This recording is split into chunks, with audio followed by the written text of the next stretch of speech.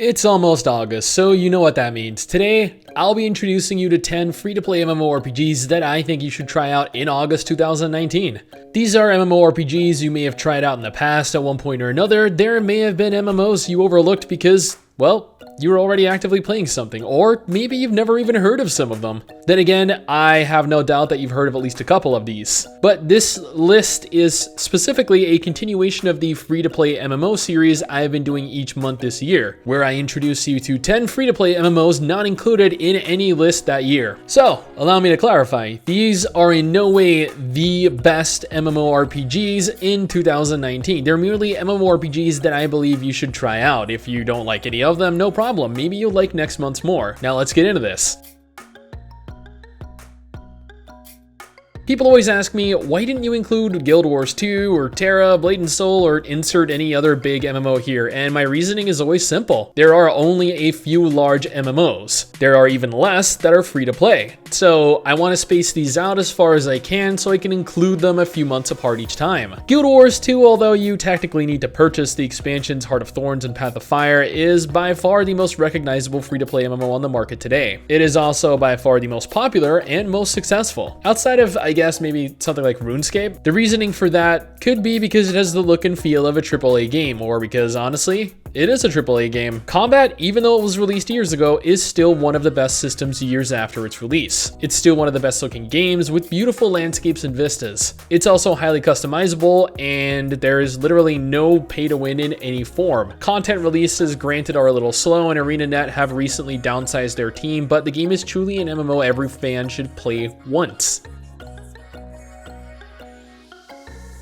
Vindictus, Vindictus, Vindictus. I have a love-hate relationship with this game. The game is so much fun, but the population is always so... I don't know. I feel like if we can get more people playing, Vindictus could be the best hub-based action MMO on the internet. Even though it was released, what? Like back in 2010, its combat is still better than most MMOs that utilize action combat. Just look at any gameplay video for the game and you will see that firsthand. It also has some of the best character models and character creation in an MMO, almost a decade after its release. It's honestly a little crazy that so few MMOs have managed to improve on that. Graphically, not including the characters, the game shows a little bit of its age, but I feel like most hub-based MMOs have less of a focus on the environment, which is fine. When I play Vindictus, I don't know, I don't play to look at the repetitive backgrounds, I play to kill things in style, picking up broken pillars, the corpses of my enemies, and just murdering everything. So if you're not a fan of Soul Worker, then Vindictus is your next best thing until PSO2 releases next year. ARCHERAGE, not to be confused with ARCHERAGE, is a private server alternative to the official ARCHERAGE that has a much less toxic community, more frequent updates, and is significantly less pay to win. Honestly, I would recommend ARCHERAGE over ARCHERAGE to anyone interested in trying the game out. Wiggy is going to have a level 1 to max level video for it next month, so keep an eye out for that. ARCHERAGE, though, is a completely open world MMORPG, one that could have been the greatest free-to-play MMO ever released if it weren't for Trion's greed. It has some of the best tab target combat, fantastic character creation, and a highly customizable class system allowing you to come up with your very own class combinations. Like, yes, there are cookie cutter builds like in all MMOs that allow for customization like this, but it still allows for experimentation. Couple that with impressive naval combat and some of the best graphics in a free-to-play MMO, man, if you haven't played this, then you are seriously missing out. Being able to sail the seas and then play as a pirate is one of the greatest things ever.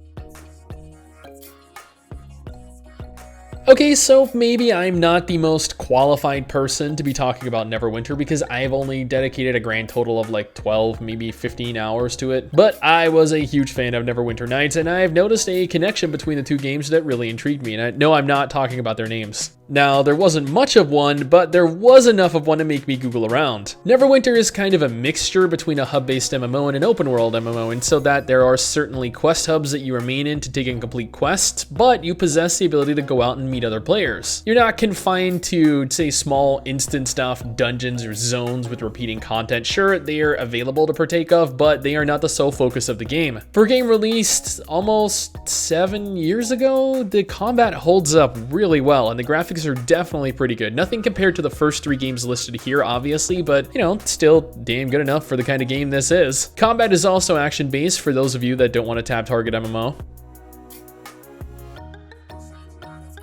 Echo of Soul is a fairly traditional old-school MMORPG. Each MMO I've listed thus far is unique in some form, combat or class customization or the world. Not Echo of Soul. Instead, we have a very basic, very normal experience, but that is where the game actually excels. It's a good, basic MMO, something that offers absolutely nothing in terms of innovation. And no, I am not messing with you guys here. Sometimes you just need something normal. Something with average tab target combat, something with average character creation, something with average graphics. There is absolutely no shame in being average, especially when you've managed to be alive as long as Echo of Soul has. Yes, we're not going to be writing home about the game, but that doesn't mean that it isn't anything short of worth trying.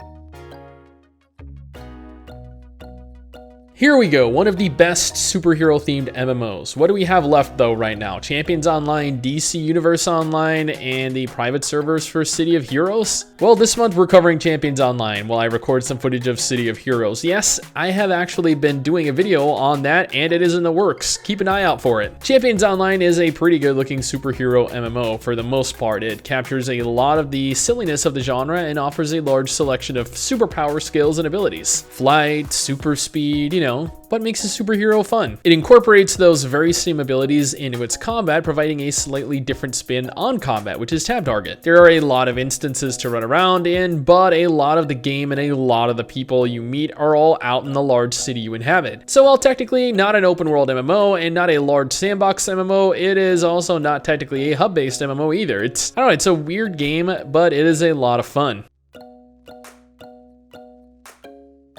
Secret World Legends is probably one of the most unique MMO I have played. It has a very strong emphasis on story and is arguably some of the best voice acting in an MMO, period. When I first got into Secret World Legends, I'll admit I was taken a little aback by its graphical style. It was the first real-world graphical style that I'd ever seen used in an MMO. I've never played an MMO set in present day, so yeah, it was definitely an experience. The game has a pretty extensive class system and it allows for a large variety of weapon types to be equipped, making for a lot of customization. Yes, the game uses a weird hybrid of action combat, but I'll admit that it is not bad. It looks a little dated, yeah, and it can get a little clunky at times, but overall, it really isn't a drawback. I bet you have never played this one, partly because it's a very old game and partly because the official ARCHLORD 2 server shut down years ago, leaving only a private server in its wake. When I first tried ARCHLORD out, I don't know, I thought it was the best looking MMO I'd ever seen. To this day, I still think it holds up pretty well. It kind of reminds me of like a darker Lineage game. It's a pretty traditional MMO. It's grindy, you level slowly, not much in the way of spoon feeding. It actually requires you to learn and do everything on your own. Combat was also tab target like most MMOs back in the day, but it was no better or worse than anything else you've experienced. Overall, I think it's a fantastic competitor to Lineage, and I'm surprised that it never really took off. Okay, so RYZOM is a little, well, it is not the greatest game to look at, certainly, but hey, I bet this is the first time you've heard of it, right? That's all right. See, I've only played it once, and I only played it for a few hours total, not because it was terrible, but purely because no one else was playing it, and that made everything impossible. Wiggy and I, however, took the time to mess around in it, and we messed around in it for a while, and it wasn't bad. Sure, it needed some polish, combat was slow, and the graphics were kind of bad, but it had us laughing at every other opportunity. I'm sure it has equally as much of a chance as other games like Glory of Victus to be good if people would just take the time of day. Finally, Dragon Ball Online. Perhaps the best, if not one of the only anime-inspired MMOs to have any kind of following and not be a browser MMO. It, like many others, is a fairly traditional MMO with pretty basic tab target combat. However, its anime graphical style is ripped right out of the DBZ anime. You can have characters that look just like their anime counterparts, even going so far as playing through the Dragon Ball storyline. Also, interestingly, Dragon Ball Online utilizes an aging system. This is something that I have not found outside of any other MMO other than Babanogi. You start off as a kid, you grow up into an adult, and well, I don't know really what comes after that, but if you love Dragon Ball, then here you go. But that is August 2019's list of free-to-play MMORPGs that you should totally take a moment to try out. What do you guys think? Have you enjoyed any of these in the past? Do you want to try any of these out? Let me know in the comments below and let's talk about it. Anyway guys, that is it for me. Thanks for watching. Hopefully you enjoyed the video. Don't forget to subscribe for more content like this and I'll see you all next time. Peace.